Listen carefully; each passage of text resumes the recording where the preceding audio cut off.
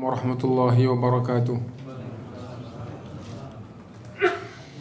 Innal hamdalillah nahmaduhu wa nasta'inuhu wa nastaghfiruh wa na'udzu billahi min shururi anfusina wa sayyiati a'malina. Man yahdihillahu fala mudilla lahu wa man yudlil fala hadiya lahu. Wa asyhadu an la ilaha illallah wahdahu la syarika lahu wa asyhadu anna Muhammadan abduhu wa rasuluh. Ya ayyuhalladzina amanu taqullaha haqqa tuqatih wa la tamutunna illa wa antum muslimun. Ya ayyuhan nasu taqu rabbakumul ladzi khalaqakum min nafsin wahidah wa khalaqa minha zawjaha وبث منهما رجالا كثيرا ونساء واتقوا الله الذي تساءلون به والأرحام إن الله كان عليكم رقيبا. يا أيها الذين آمنوا اتقوا الله وقولوا قولا سديدا يصلح لكم أعمالكم ويغفر لكم ذنوبكم ومن يطع الله ورسوله فقد فاز فوزا عظيما. أما بعد فإن أصدق الحديث كتاب الله وخير الهدي هدي محمد صلى الله عليه وسلم وشر الأمور محدثاتها وكل محدثة بدعة وكل بدعة ضلالة وكل ضلالة في النار. Ma'asyiral muslimin, bapak-bapak, ibu-ibu, saudara-saudari sekalian rahimakumullah. Alhamdulillah kita bisa melanjutkan kajian kita dan sekarang ayat 20 dari surat Luqman. A'udzu billahi minasyaitonir rajim. Alam tara annallaha sakhkhara lakum ma fis samawati wa ma fil ard wa asbagha 'alaikum ni'amahu dhahiratan wa batinah wa minan nasi man yujadilu fillahi bighairi 'ilmin wala hudan wala kitabim munir. وَإِذَا قِيلَ لَهُمُ اتَّبِعُوا مَا أَنزَلَ اللَّهُ قَالُوا بَلْ نَتَّبِعُ مَا وَجَدْنَا عَلَيْهِ آبَاءَنَا أَوَلَوْ كَانَ الشَّيْطَانُ يَدْعُوهُمْ إِلَى عَذَابِ السَّعِيرِ. Ayat 21-21. Alam taro, apa kalian tidak melihat? Annallaha sakhkhara lakum, sungguh Allah SWT menundukkan untuk kalian ma fis samawati wa ma fil ard, apapun yang ada di langit maupun yang ada di bumi.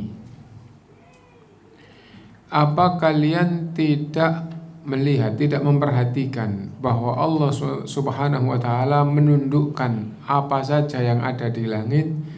Yang ada di langit, matahari ditundukkan oleh Allah untuk manusia, dan akhirnya manusia mendapatkan manfaat dari matahari itu, dan itu nyata. Kalau tidak ada matahari, manusia dapat penerangan dari mana? Nah, kalau tidak ada matahari, itu apa enggak beku semua? Intinya bahwa Allah menciptakan langit dan bumi dan Allah menundukkannya untuk manusia. Makhluk lain juga mendapatkan manfaat, tapi akhirnya makhluk lain itu juga untuk manusia. Tumbuh-tumbuhan akhirnya bisa hidup, tumbuh-tumbuhannya untuk manusia. Hewan juga mendapat manfaat dan hewan itu juga untuk manusia. Lautan juga untuk manusia. Nah, jadi dan itu nyata, manusia mendapatkan manfaat. Nah, semakin banyak memanfaatkan, semakin banyak mendapatkannya.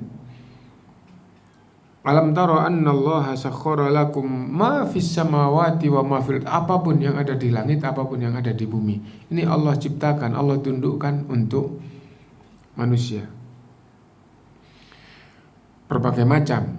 Misal itu hujan, embun, awan, angin, semuanya. Gitu. Nah,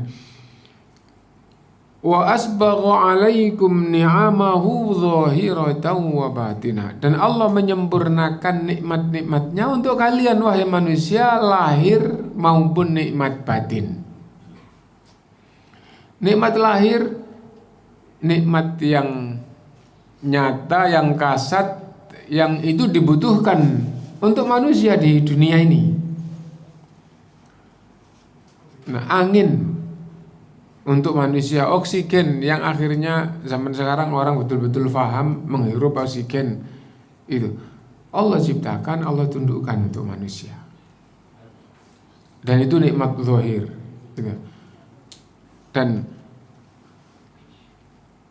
pepohonan, hewan, semua itu adalah nikmat zahir. Nanti yang ada di dalam badannya manusia, anggota badan itu juga nikmat zahir. Kesehatannya itu juga nikmat. Lah, nikmat batin itu apa? Nikmat batin itu nikmat yang berkaitan dengan agama. Contohnya apa? Contohnya adalah diturunkannya kitabnya sehingga manusia itu akhirnya bisa baik dan benar. Dan itu adalah nikmat batin. Diutusnya Rasul itu adalah nikmat batin. Kenapa? Karena dengan Rasul itu jiwa manusia bisa baik dan benar. Nah, hidayah yang Allah fahamkan ke dalam jiwa manusia itu adalah nikmat batin. Dengan hidayah itu manusia bisa baik dan bisa benar. Nah, intinya bahwa Allah SWT menyempurnakan nikmatnya untuk manusia, wa asbagha alaikum ni'amahu zahiratan wa batinah, baik nikmat-nikmat zahir maupun nikmat batin. Meskipun begitu, manusia itu kebanyakan tidak beriman. Kebanyakan manusia tidak beriman. Nah, itu kenyataannya yang ada. Nah, dan yang beriman pun banyak yang tidak beriman dengan benar. Yang beriman difirmankan oleh Allah, wa ma yu'minu aktsaruhum billahi illa wa hum musyrikun. Yang beriman pun kebanyakan masih menyekutukan Allah. Itu yang beriman, maksudnya yang beriman pun masih terjerumus dalam kesyirikan. Nah, itu. Jadi huwallazi khalaqakum faminkum kafiru wa minkum mu'min. Allah yang menciptakan kalian. Ternyata kalian wahai manusia ada yang kafir, ada yang beriman. Dan yang beriman tadi itu, wa ma yu'minu aktsaruhum billahi illa wa hum musyrikun. Dan yang beriman kebanyakan tidak beriman kepada Allah SWT dengan sebenarnya kebanyakan masih terjerumus di dalam kesyirikan. Nah, kalau gitu tinggal berapa yang beriman? Nah, itu. Dan mereka yang kafir, bahkan yang Islam tapi menyimpang, banyak penyimpangan. Nah, itu mereka banyak mendebat Allah SWT. Karena itu Allah berfirman, wa minan nasi may yujadilu fillahi bighairi ilm. Di antara manusia itu ada yang mendebat tentang Allah bighairi ilmin, tanpa ilmu, wala hudan, tanpa petunjuk, tanpa kitab, tanpa dasar, ya, tanpa itu, wala kitabim munir, dan tanpa kitab yang menerangi, kitab apapun. Banyak manusia itu yang itu, mendebat tentang Allah tanpa ilmu, tanpa dasar. Diutusnya Rasul, diturunkannya kitab, Rasul mendakwahkan, ditentang, Rasulnya didebat. Itu debatnya tanpa ilmu, terus akhirnya pakai okol. Pakai okol itu pakai kekuatan fisik untuk mencelakai, padahal debat ilmunya mereka kalah. Maksudnya kalah, nggak punya hujah. Nah, tapi akhirnya itu, dan semua seperti itu. Fir'aun juga kayak gitu. Nah, Fir'aun di hadapan Nabi Musa kalah hujah, terus akhirnya Nabi Musa alaihissalam ingin dibunuhnya. Semua seperti itu, orang yang kafir, orang yang menyimpang, yang kalah hujah. Kalau kalah hujah, orangnya aja yang dihentikan maunya. Nah, wa minan nasi man yujadilu fillahi bighairi ilmin wala hudan wala kitabim munir. Dan ini juga sekaligus memberikan pelajaran kepada orang yang beriman yang baik gitu. Wahai orang yang beriman, sadarlah bahwa Allah SWT menundukkan langit-langit dan bumi dan segala isinya untuk kalian termasuk yang beriman. Dan Allah memberikan nikmat yang sempurna lahir maupun batin kepada kalian wahai orang yang beriman dengan benar. Nikmat lahir ya yang berkaitan dengan kebutuhan di dunia ini, fasilitas di dunia ini, termasuk matahari gitu. Karena tanpa matahari nggak bisa hidup di dunia, termasuk oksigen, termasuk kesehatan gitu. Dan nikmat batin yaitu agama, sehingga menjadi orang yang beriman dengan benar, taat kepada Allah. Nah, karena itu bersyukurlah kepada Allah Subhanahu wa ta'ala. Dan jadilah orang yang pasrah, jangan jadi orang yang menentang, yang mendebat. Itu faedah bagi orang yang baik dari ayat ini. Faedah dari ayat ini gitu. Wa idza qila lahum, jika diserukan kepada mereka orang-orang yang tidak beriman, yang debat Allah, debat Rasulnya, debat ayat-ayat Allah, menentang Rasulnya, menentang agamanya. Nah, jika dikatakan kepada mereka, wa idza qila lahum ittabi'u ma anzalallah, ikutilah yang Allah turunkan. Kamu enggak setuju dengan orangnya itu, ikutilah dengan ayatnya. Itu. Dan ayat ini kalau kalian ikuti membawa kebaikan untuk kalian dan memuliakan kalian. Kalian tidak ikut ayat, kalian jadi penyembah sapi, menghinakan diri gitu, pada sapi. Itu tidak bermartabat. Nah, ikutlah terhadap yang diturunkan oleh Allah supaya jadi orang yang mulia, yang bermartabat, jadi orang yang benar. Tidak ikut orangnya, tidak apa-apa, ikutlah ayatnya. Gampangnya begitu.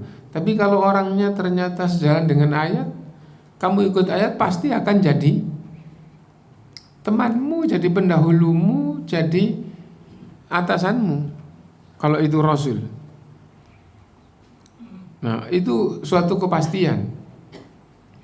Min lawazimil imani bil Quran, termasuk kepastian bagi yang beriman pada Quran, pasti beriman pada Rasul, pasti beriman pada sunnah Rasul. Kenapa? Karena kalau beriman dengan Quran, Allah berfirman, atiullaha wa atiur Rasul. Loh, saya mau nurut Quran. Gimana? Disuruh sama Quran taat kepada Allah, taat pada Rasul, otomatis. Taat pada Al-Quran otomatis jadi pengikut sahabat. Nah, jadi itu ngaku ikut Quran ternyata menyelisihi sahabat, itu dipastikan menyimpang, itu dipastikan salah. Bagaimana kamu ikut Quran kok bisa bertentangan dengan sahabat? Apa sahabat itu tidak ngikut Quran? Kalau sahabat itu ngikut Quran, kalian ikut pasti akan sejalan. Bahkan jalannya mengikuti Quran adalah dengan mengikuti sahabat.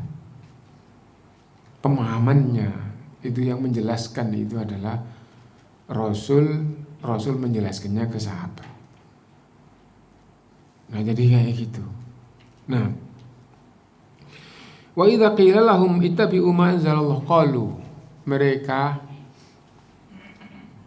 membantah, bal nattabi'u ma wajadna alaihi aba'ana, yang kami ikuti, yang kami dapati dari bapak-bapak kami. Itu jawaban mereka, itu bantahan mereka. Le ngaji Quran, ngaji hadis, ngaji tauhid, ngaji fikih sumbernya adalah Quran dan hadis. Nggak mau dari dulu di sini itu kayak gini. Nah gitu loh. Dari dulu itu pendahulu orang itu adalah orang tuanya. Nah, orang tuanya itu bapaknya. Kakek itu juga bapaknya. Gitu ya. Bapaknya bapak. Nah itu diajak ngikuti ayat, diajak ngikuti hadis. Nah kita di sini dari dulu kayak begini. Islam di sini dari dulu kayak gini. Padahal itu mereka itu hanya ikut-ikutan. Nah, wa idza qila lahum ittabi'u ma anzalallah qalu bal nattabi'u ma wajadna 'alaihi aba'ana. Jika dikatakan ikutlah yang diturunkan oleh Allah. Bahasa ikutlah diturunkan oleh Allah tidak berarti teksnya selalu bahasa Arab, bisa saja bahasa Indonesia, bahasa Jawa, bahasa Madura, bahasa itu bisa saja gitu. Nah, ayo ngaji tafsir, misalnya gitu ya. Itu sesungguhnya adalah diajak ngikuti yang diturunkan oleh Allah. Ayo taklim, itu sesungguhnya itu diajak mengikuti yang diturunkan oleh Allah. Nggak mau Islam dari sini, dari Islam di sini dari dulu kayak begini. Nah, dan tidak ngerti Islam, tapi mengatasnamakan Islam dari dulu di sini kayak gini. Nah, jadi karena itu Allah SWT sebelum zaman kayak begini terjadi itu sudah duluan menyampaikan bahwa orang-orang yang menyimpang, yang menentang itu kalau diajak mengikuti agama yang Allah turunkan, ayat yang Allah turunkan, nggak mau terus mempertahankan kebudayaan asal. Akhirnya Allah melanjutkan, awalau kana syaitanu yad'uhum ila adzabis sa'ir. Apakah jika setan membawa bapak-bapak kalian ke neraka syair, ke neraka sa'ir, maksudnya kalian juga tetap ikut. Maksudnya begitu. Nah itu, dan itu panggilan akal. Kalau di ayat yang lain itu afala taqilun, apa kamu nggak berakal? Dan itu bahasa pertanyaan, itu tagnya gitu. Bahasa ini tagnya pertanyaan, tapi maksudnya adalah celaan. Karena itu disebut dengan istifham ingkari, gitu. Litaubih, pertanyaan untuk mengingkari keadaannya, untuk menghinakan. Afala taqilun, apa kamu nggak berakal? Dan afala taqilun itu diungkapkan untuk mengingkari, untuk menghinakan, tapi pakai bahasa yang halus. Kalau bahasa yang kasar itu, apa kamu gila? Nah itu kenapa? Karena nggak berakal itu gila. Mau dikasih tahu yang benar kok nggak mau, gampangnya gitu. Nah karena itu, ya itu bahasa jelas-jelas. Faedah yang diambil, wa idza qila lahum ittabi'u ma anzalallah, jika diserukan kepada mereka ikutlah yang diturunkan oleh Allah. Faedah yang diambil, umat Islam bahkan seluruh manusia diseru, diajak agar ikut ayat-ayat yang Allah turunkan, supaya jadi orang yang benar, jadi orang yang baik, yang bermartabat dunia akhirat, tidak jadi orang yang hina, tidak jadi orang yang tersesat dan celaka. Itu. Nah, lalu diberitahu bahwa orang yang menyimpang itu pasti menentang, nggak mau ikut, lalu alasannya adalah menjaga kebudayaan yang diajarkan oleh pendahulu-pendahulunya. Nah itu mereka membantah dan mengatakan yang kita ikuti, yang kita jaga adalah yang kita dapati dari pendahulu. Nah jadi kayak itu. Dan ada faedah yang tersirat bahwa kebudayaan itu tidak semua benar. Karena itu Islam itu diturunkan untuk kebenaran. Apabila yang sudah ada itu benar, dikokohkan, dan itu banyak. Yang sudah ada di masyarakat itu kalau benar diturunkan ayat yang intinya mengokohkan, mengajarkan yang benar. Lah iya dari dulu kayak gitu ada lah, berarti itu benar, terus tambah dikokohkan dengan diturunkannya Al-Quran. Yang kedua, apabila yang sudah ada itu batil, Allah turunkan yang benar supaya beralih kepada yang benar, yang batil itu ditinggal. Karena itu dakwah Rasul itu semuanya juga sambil menghapus, memberantas kebatilan, baik dalam masalah kepercayaan maupun dalam masalah ibadah, dalam masalah akhlak, dalam masalah muamalah, semua Rasul itu kayak begitu. Dan akal manusia itu juga mengakui itu yang benar. Lah yang salah, yang mencelakakan, yang merugikan ngapain kok dipertahankan? Yang jelek, hina, rendah ngapain kok dipertahankan? Nah karena itu yang dipertahankan, dikokohkan itu adalah yang baik. Adapun yang jelek itu dihentikan, dihapus. Dan yang ketiga yaitu mengajarkan. Dari Islam diturunkan oleh Allah ya, untuk mengajarkan kepada manusia, untuk memberikan pelajaran kepada manusia. Dan karena Allah yang belum ada di kalangan manusia, yang belum ada, Islam diturunkan sebagai pelajaran manusia yang di peradaban manusia belum ada. Dan karena Allah itu maha benar, maka yang diturunkan itu pasti benar. Kalau yang diturunkan salah, berarti Allah salah. Yang Allah turunkan pasti benar. Global, Allah mengutus Rasul untuk menjelaskan, penjelasan Rasul pasti benar.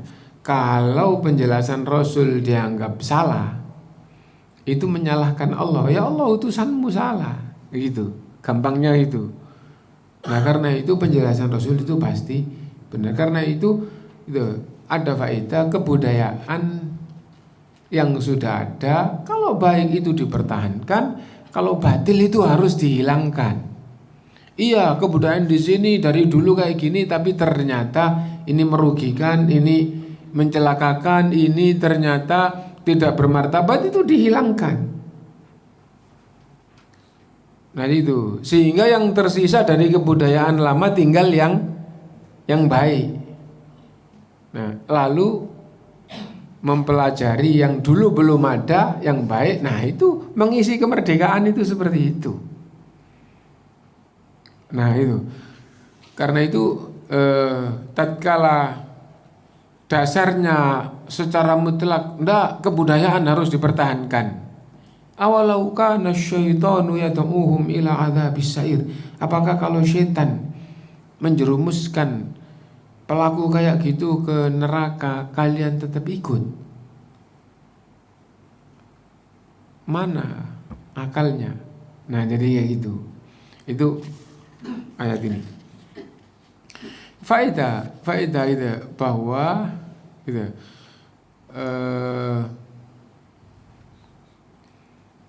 tadi sudah kita katakan masalah kebudayaan, bahwa kebatilan itu meskipun itu dari pendahulunya itu tetap harus ditinggal. Misalnya begini, di keluarga kita dari dulu kayak begini, dan keluarganya ningrat, misalnya begitu.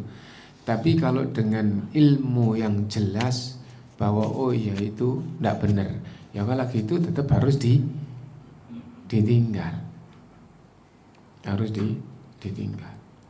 Nah, kenapa? Karena banyak, baik itu yang berkaitan dengan keluarga atau masyarakat, atau yang berkaitan dengan bahkan lebih besar lagi, misalnya peninggalan-peninggalan gitu ya. Nah, itu harus difahami bahwa yang benar dipertahankan, yang batil dihilangkan, dan terus mempelajari yang dulu belum ada supaya maju. Dulu belum ada, terus ini kebaikan supaya maju di atas kebaikan. Nah, kita baca ya. Allah Subhanahu wa taala berfirman mengingatkan kepada makhluknya tentang berbagai nikmat yang diberikannya kepada mereka di dunia dan di akhirat, yaitu dengan diturunkannya untuk mereka apa saja yang ada di langit berupa bintang-bintang yang memberikan cahaya di waktu malam dan siang, serta apa saja yang diciptakan di dalamnya berupa awan, hujan, salju, embun, serta Allah jadikan bagi mereka atap yang terjaga. Ya. Semua itu adalah untuk manusia. Dia menciptakan untuk mereka di dalam bumi berupa tempat tinggal, sungai-sungai, pohon-pohon, tanaman-tanaman, buah-buahan, serta Allah liputi mereka dengan berbagai nikmat yang zahir dan bahkan yang batin, seperti diutusnya Rasul. Diutusnya Rasul itu adalah nikmat maknawi atau nikmat batin. Kenapa? Karena intinya bukan fisiknya Rasul yang nikmat untuk umat itu, tapi ajarannya. Karena itu diutusnya Rasul itu nikmat maknawi atau nikmat batin. Ya. Diutusnya para rasul, diturunkan kitabnya itu juga nikmat maknawi atau nikmat batin. Kenapa? Karena bukan fisik nikmatnya yang menjadi nikmat buat manusia, tapi makna yang terkandung di dalamnya. Ketauhidan, akhirnya mereka tidak bertuhankan sapi, menyembah sapi, dan yang semakna terus beralih bertuhankan Allah, menyembah Allah. Nah, itu dari kitab yang diturunkan. Dan dibantahnya berbagai syubhat dan penyakit hati. Apa maksudnya? Ayat itu juga menjelaskan kebatilan-kebatilan yang awalnya dianggap benar. Dijelaskan oleh Quran bahwa itu salah, itu yang dimaksud dengan dan dibantahnya syubhat. Syubhat itu apa? Syubhat itu orang yang berpikir sesuatu bahwa itu baik, benar, padahal itu adalah kebatilan dan kesalahan. Nah, itu disebut dengan syubhat gitu ya.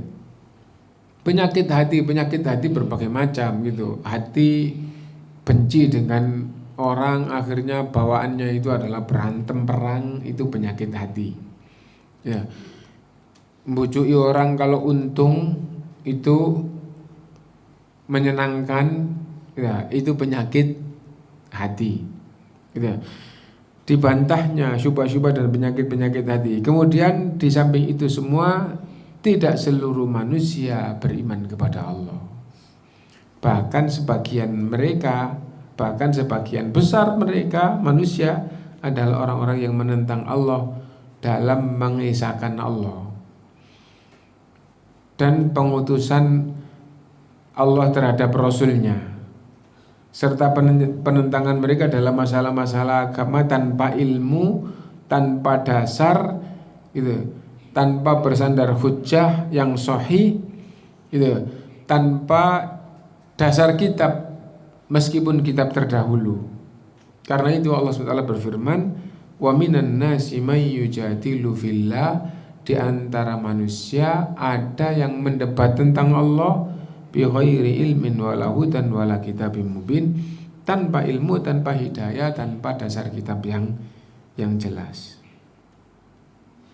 Wa idza qila lahum, jika dikatakan kepada mereka, orang-orang yang menentang itu, yaitu kepada orang-orang yang tidak beriman, yang tidak mengikuti dakwah Rasul, gitu. Ittabi'u ma anzalallah, ikutlah yang Allah turunkan, kalian pasti akan dapat kebaikan lahir batin, gitu.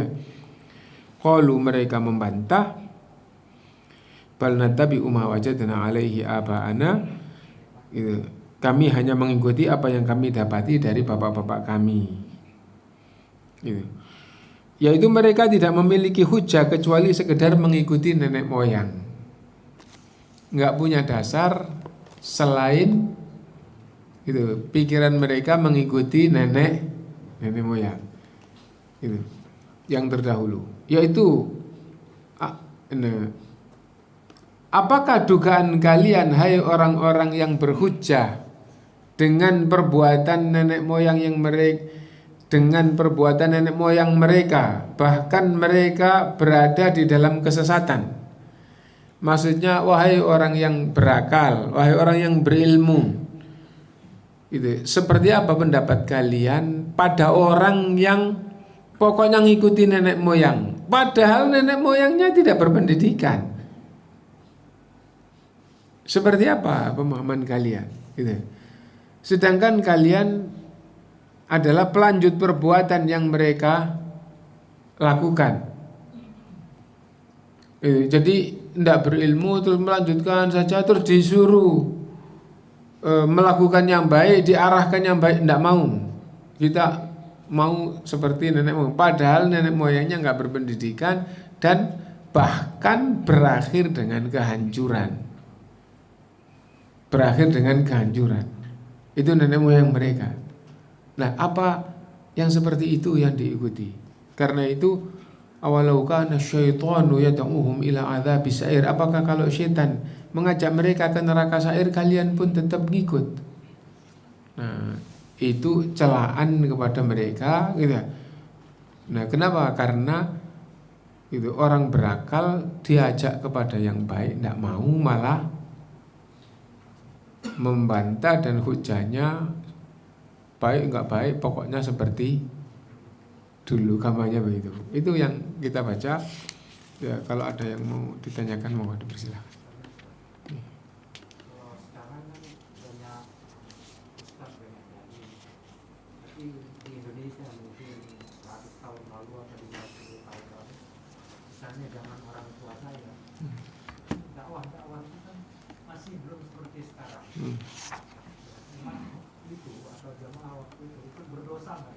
Karena nggak ada yang ngasih tahu. Jadi dosa itu yang diberitahukan kepada kita adalah apabila tahu itu benar tidak diikuti, tahu itu salah tetap diikuti, maka itu dosa. Apabila tidak tahu kayak begitu, maka urusan Allah SWT dengan hambanya. Hamba itu yang menciptakan adalah Allah, yang memberi segala macam karunia juga Allah gitu. Nah, yang nanti akan menuntut pertanggungjawaban juga Allah. Nah, karena itu umat Islam terhadap yang sudah meninggal tidak boleh mencela,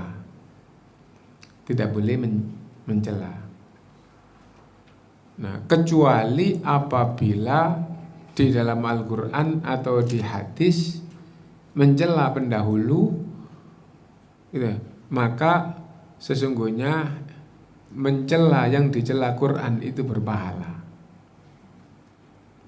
Mencela orang yang dicela Quran itu berpahala. Adapun yang sudah terdahulu tidak dicela oleh Quran, tidak dicela oleh hadis, tidak boleh. Pendatang atau orang Islam sekarang itu mencela yang sudah berlalu. Hukum apabila mereka tahu benar tidak diikuti pasti dosa. Apabila mereka tahu salah tetap dikerjakan pasti dosa. Kalau tidak tahu, urusannya adalah Allah dengan ciptaannya. Yang menciptakan mereka adalah Allah. Nah, jadi kayak gitu. Nah, karena itu misal kakek kita atau nenek kita, wah dulu jangankan kakek, bapak saya, kita usianya sudah segini, bapak kita dulu itu nggak ngerti gitu-gitu, nggak bisa baca Quran, tapi Islam. amalan-amalan gitu itu ikut tapi gak ngerti. Misalnya begitu ya. Kenapa? Ya hampir nggak ada selain itu beragama Islam, nah gitu ya. Terus Jumatan 5 waktu aja belum tentu bisa gitu ya. Nah nggak ada yang tegur, nggak ada. Zamannya itu nggak ada di banyak daerah di pelosok nggak ada. Mungkin kalau di tengah kota ada, gitu ya.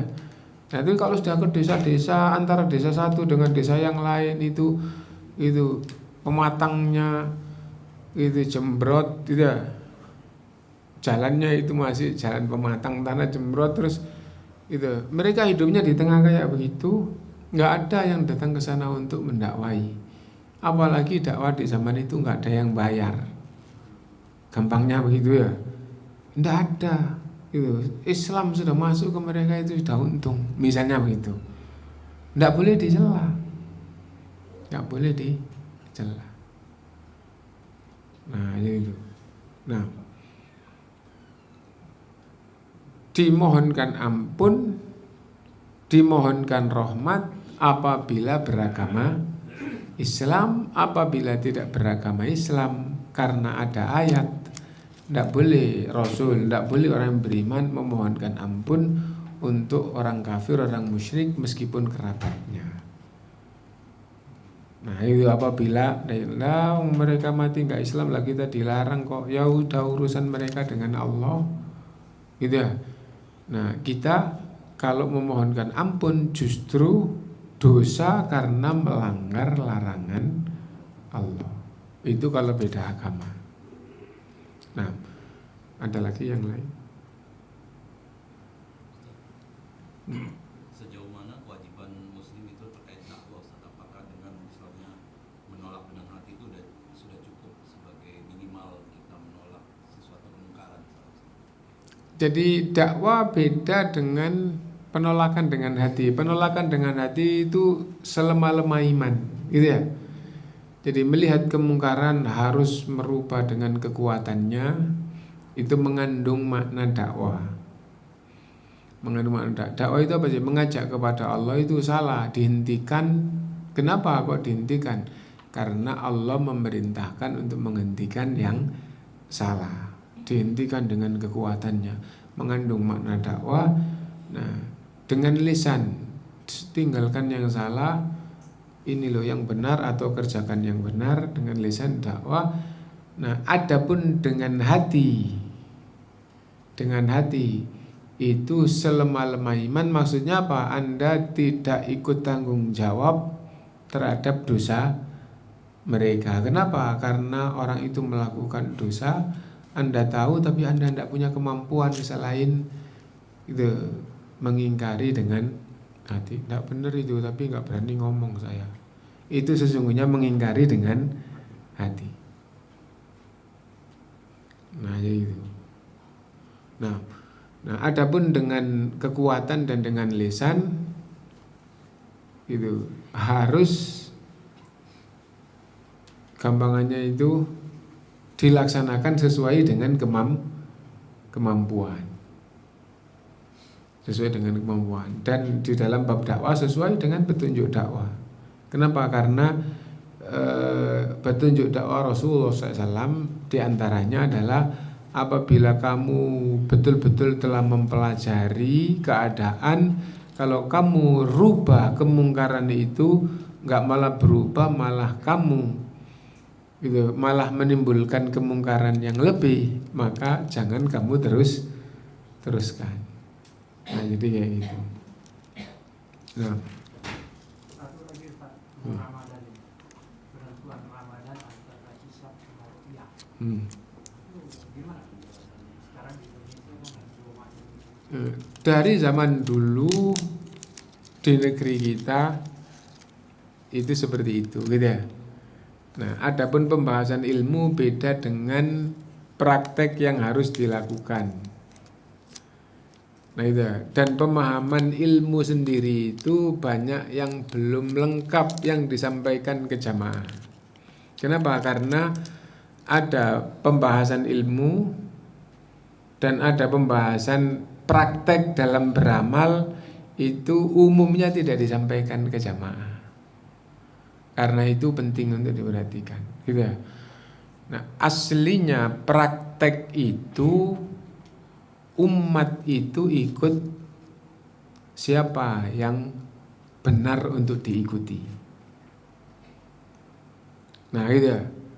Nah, itu dalam masalah awal Ramadan.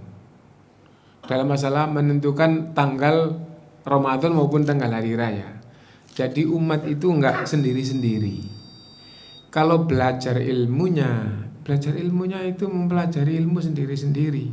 Maksudnya individu. Kamu enggak ikut belajar ya kamu enggak tahu apa-apa. Supaya tahu semuanya harus belajar. Nah, itu berkaitan dengan ilmunya. Nah, adapun berkaitan dengan praktek menentukan tanggal 1 baik 1 Ramadan maupun 1 Syawal, itu prakteknya bukan individu, tapi rakyat itu atau umat itu diperintah ngikut siapa yang layak diikuti. Nah, jadi kayak gitu. Nah, karena itu ada pesan gini. Terus di Indonesia tidak terselesaikan. Gitu ya. Ya udah sampai di situ kalau tidak terselesaikan. Tinggal kita menguatkan belajar supaya kita nanti tetap akhirnya ikut siapa yang lebih tepat. Kenapa? Karena tidak terselesaikan. Misalnya gini. Sekedar misal, kalau salah juga diralat, tapi yang saya tangkap di Indonesia gitu ya, ada pemerintah. Kan gitu ya? Dan ada golongan kelompok agama besar yang berbeda dan oleh pemerintah diizinkan. Ya. Kamu ikut pemerintah, ikut. Pemerintah mengizinkan mereka loh. Ngapain kita kok nggak mengizinkan?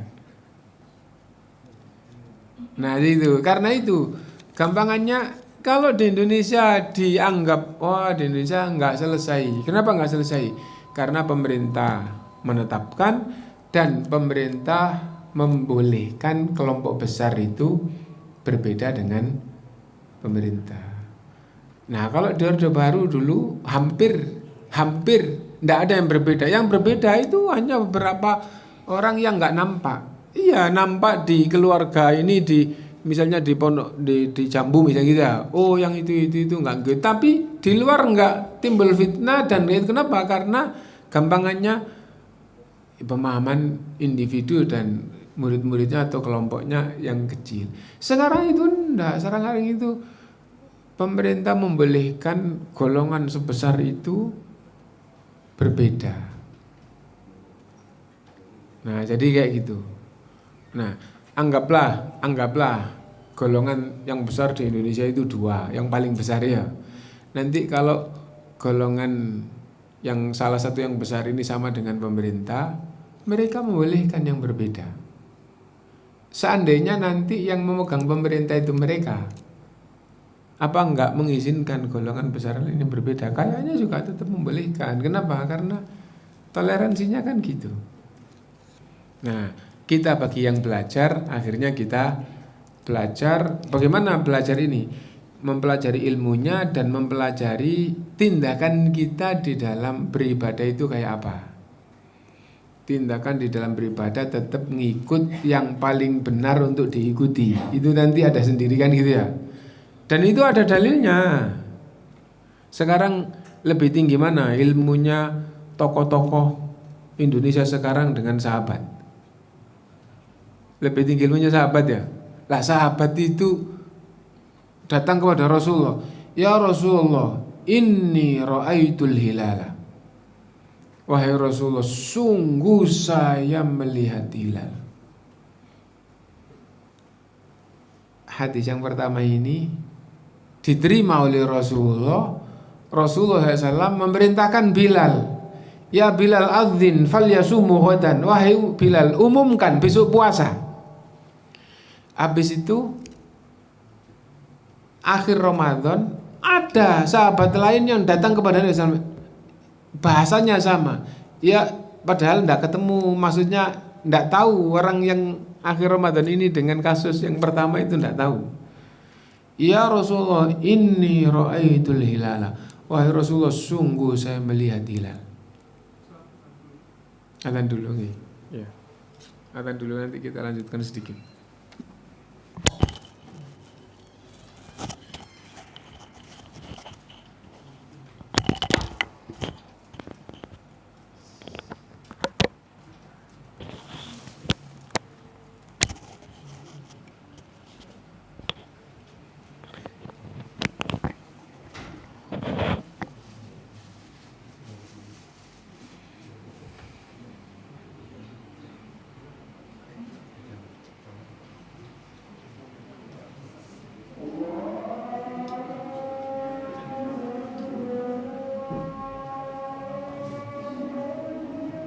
Allahu Akbar, Allahu Akbar.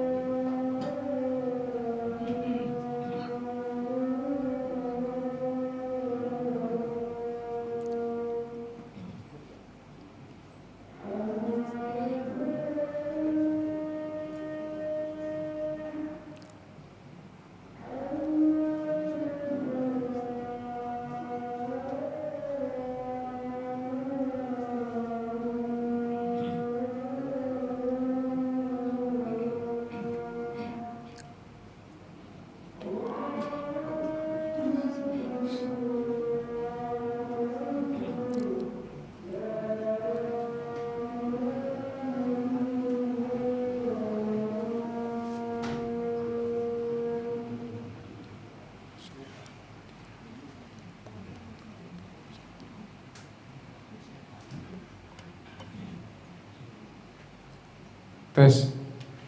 Bismillah, alhamdulillah, wassalatu wassalamu ala rasulillah wa ba'du. Kita lanjutkan itu. Di akhir Ramadan ada sahabat yang datang kepada Nabi SAW dan mengatakan yang sama, ya Rasulullah, inni ra'aitul hilal. Wahai Rasulullah, sungguh saya melihat hilal. Ternyata Rasulullah SAW jawabannya lain. Man ma'ak? Siapa orang lain yang bersamamu, maksudnya yang juga melihat hilal seperti kamu?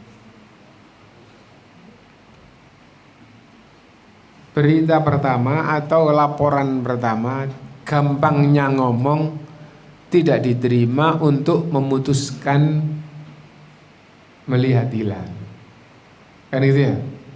Tapi dibutuhkan penguat. Siapa yang bersamamu? Nah, akhirnya ada lagi atau ada orang yang tahu selain dia. Akhirnya mengatakan, wahai Rasulullah, dia juga melihat. Akhirnya diumumkan bahwa besok hari raya. Itu di fikih ulama dari dulu yang dibahas itu adalah melihat satu Ramadan, hilal satu Ramadan itu cukup satu orang yang terpercaya. Kalau melihat satu Syawal harus persaksian lengkap itu 2, kecuali persaksian yang berkaitan dengan zina, itu dibutuhkan 4. Tapi selain itu persaksian itu 2. Nah gitu ya. Apa ada persaksian satu sahabat tertentu cuma satu dianggap sudah terpenuhi? Ada. Dan kasus ini, kasus Ramadan, untuk hilal memasuki Ramadan satu sudah cukup. Kalau memasuki bulan Syawal harus dua, maksudnya persaksian itu lengkap. Nah itu ya, pembahasan di dalam kitab ulama fikih kayak gitu. Lalu mengapa kok begitu? Karena kalau tanggal 1 Ramadan itu taklif. Taklif itu apa? Taklif itu beban syariat, membebani dirinya, membebani umat Islam, membebani dirinya. Masuk 1 Ramadan ini saksi untuk memberatkan dirinya, gampangnya begitu, gampangnya makna yang ditangkap ya. Kalau orang itu mau membebani dirinya, terus saksinya cuma satu sudah cukup, sudah cukup. Tapi kalau mau enak-enakan mengambil hak, tidak cukup saksi. Loh ini pembahasan ulama gitu. Kenapa kalau akhir Ramadan itu nggak cukup satu? Karena di akhir Ramadan ini mau melepaskan diri dari tanggung jawab, mau mengambil hak apa hak? Bebas makan, bebas minum, itu. Nah karena itu untuk melepaskan diri dari tanggung jawab atau untuk mengambil hak, saksinya harus lengkap dua. Fikih ulama terdahulu gitu. Kenapa nggak ada fikih seperti sekarang? Karena kasusnya tidak ada seperti sekarang. Seandainya kasusnya seperti sekarang, itu sudah dipastikan terjawab. Nah, karena itu pembahasannya begini, mengandung makna yang tersirat meskipun di generasi awal tidak diungkap. Dan itu nyata. Apa makna yang tersirat? Bahwa sahabat itu tidak memutuskan sendiri hukum meskipun dia lihat. Paham ya? Saya melihat hilal, besok 1 Ramadan, enggak. Saya melihat hilal, saya lapor.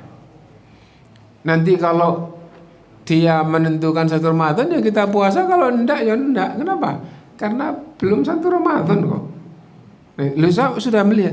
Nah, yang kita tadi katakan bahwa sahabat itu ilmu agamanya lebih tinggi siapa? Dengan orang sekarang lebih tinggi sahabat. Meskipun begitu, menentukan 1 Ramadan itu bukan hak individu. Nah itu akhirnya tahu hilal, lapor gitu. Habis itu di akhir Ramadan tahu hilal, oh nggak diterima kalau nggak ada satu lagi, nggak protes. Wahai Rasulullah, kalau saya besok nggak puasa gimana? Karena saya melihat, yang lain belum lihat ya urusan mereka. Nggak ada. Rasul belum memutuskan. Nah itu faedah yang cukup penting di sini. Nah itu yang berkaitan dengan bagaimana sih kita beramal, gitu ya. Nah karena kita ini adalah umat atau rakyat, maka di dalam berpuasa itu kita ngikut. Dan alhamdulillah kita sesungguhnya semuanya ini ngikut. Yang pedidi saya nggak ikut itu sesungguhnya ngomongnya nggak ikut, tapi sesungguhnya dia ikut. Nah gitu ya.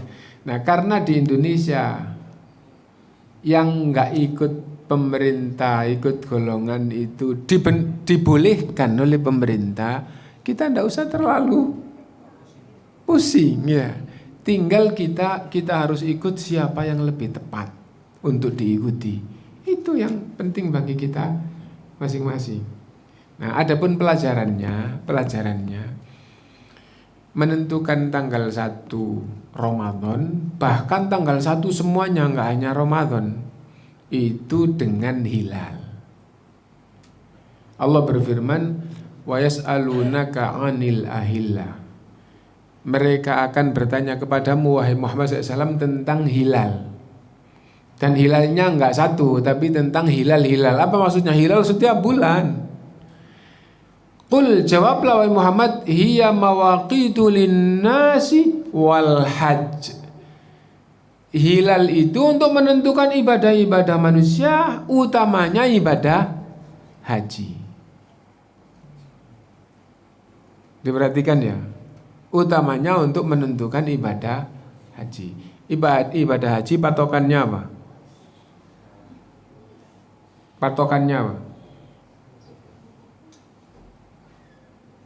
Loh, monggo jawab, nggak apa-apa, keliru nggak apa-apa, yang penting ibadah haji patokannya apa?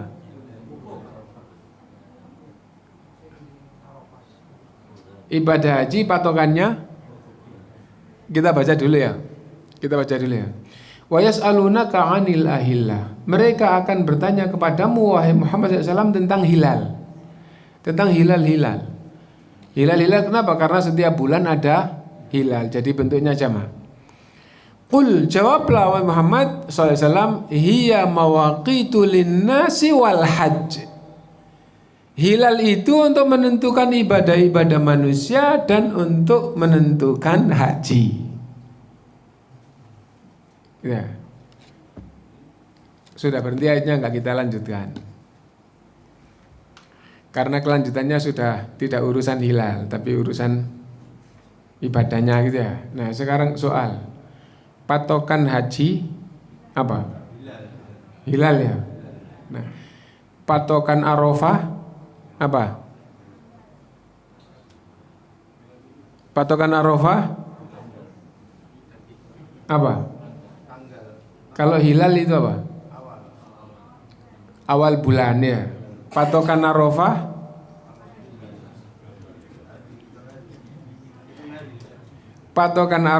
tetap hilal. Hilal itu tanggal 1, besok tanggal 2. Gitu. Hari yang sama tanggal 8.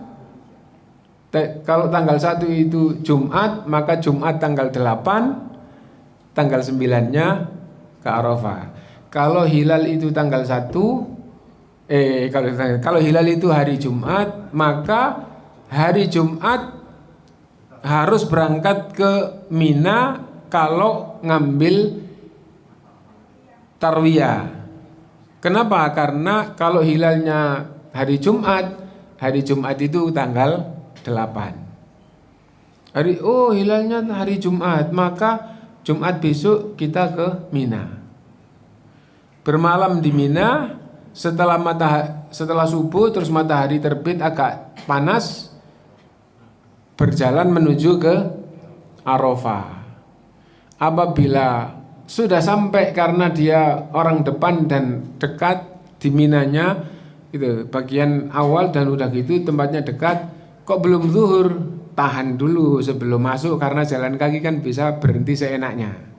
Ya, begitu zuhur baru masuk. Karena tuntunannya begitu.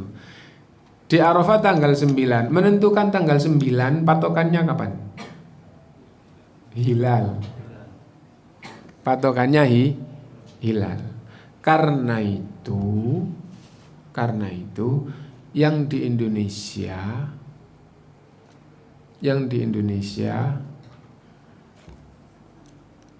kalau Ramadan itu pakai hilal. Gitu. Dan hilal itu lebih percaya dengan keputusan pemerintah. Tapi kalau Arafah nggak ikut Indonesia, puasa Arafahnya ikut Saudi. Loh kenapa? Karena Arafahnya di Saudi. Itu belum ngaji kayak tadi.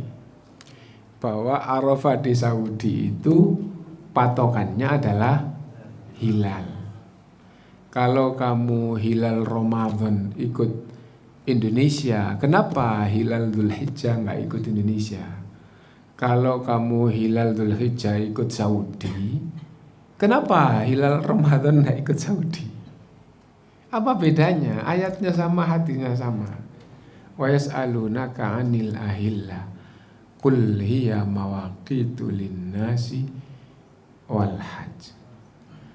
Nah itu. Nah, udah gitu rame lagi, nggak usah rame, nggak apa-apa. Kenapa? Karena yang paling penting kita belajar terus beramal berdasarkan dengan ilmu, kan gitu ya. Kalau yang kayak gitu belum belajar atau belajarnya masih tetap kayak gitu terus dipaksa, loh saya yakin ini hari raya kok puasa gimana sih? Artinya kan gitu nanti. Tidak usah dipaksa, orang itu disuruh belajar lalu beramal berdasarkan dengan ilmu. Kalau ikut, jangan banyak-banyak ngomong, ikut aja kok, gitu ya. Saya ikut itu. Nah, bisa jadi yang benar ikut itu, bisa jadi yang benar tokoh itu. Saya lebih mantap ikut itu dan saya masih belum banyak belajar. Nggak usah nyalakan yang lain, wong ikut kok, kan gitu ya. Nah, jadi kalau kita ini kan tadi kita dari awal kita ini masih ngikut semua, tidak usah terlalu nyalakan yang lain. Lebih baik kita belajar. Kalau kita sudah belajar, tidak apa-apa, beda dengan siapapun. Saya sudah belajar, saya kalau disuruh kayak gitu ya saya nggak bisa. Saya sudah belajar, saya mau ikut kayak begini, kan gitu. Jadi setelah kita belajar, kita milih yang lebih mantap di hadapan Allah, lebih tepat untuk diikuti. Orang lain masing-masing bertanggung jawab sendiri. Nah, jadi itu yang berkaitan dengan masalah hilal. Adapun hisab di zaman Nabi, di zaman sahabat, di zaman tabi'in, di zaman tabi'ut tabi'in belum dipakai, gitu ya. Setelah itu mulai dipakai. Apakah ada ayat hadis tentang hisab? Ada. Karena itu Allah SWT berfirman gitu, lita'lamu adadas sinina wal hisab, supaya kalian, jalannya matahari, jalannya bulan itu supaya kalian tahu bilangan tahun dengan hisab. Intinya hisab ada di Quran, ada itu. Terus setelah ilmu itu canggih, akhirnya menentukan terbitnya matahari, terbitnya bulan, dengan ilmu itu betul-betul dianggap sangat luar biasa tepatnya, gitu ya. Sampai sekian tahun sebelumnya dengan ilmu tadi itu, nanti 5 tahun 10 tahun itu akan terjadi gerhana. Karena apa? Karena matahari itu terbit begini-begini terus itu bisa benar, gitu ya. Nah, akhirnya mereka banyak yang berijtihad. Sumu li ru'yatihi, puasalah karena melihat hilal. Kan gitu ya? Melihat, ini ijtihad mereka. Melihat itu ada 2 macam. Melihat dengan mata dan melihat dengan ilmu. Melihat supaya tahu, itu ru'yatul ain wa ru'yatul ilm.